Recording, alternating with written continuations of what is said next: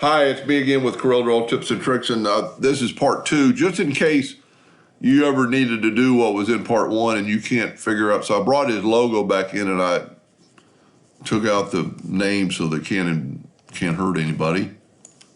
And how did I get with that purple? Well, I just took the eyedropper tool, the color eyedropper tool, and I got on a clear piece of purple, and then I could fill that in. So that is basically the same color as the logo. And then you could use that color to do anything with. You know, you could make your, let's draw a line and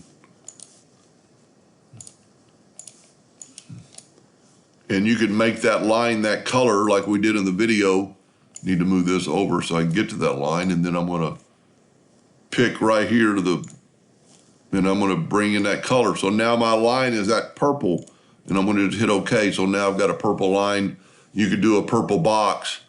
You could smart fill, another item with the smart fill tool. I've already done it, but just go here, go to the eyedropper tool in here and grab a sample from there and then fill that in. And also, for the one I was doing the video for, I know your logo is not perpendicular, so it's more tilted. But if there's a way you could split it up between, put that purple line between the two pieces of text, might work better. Don't really know.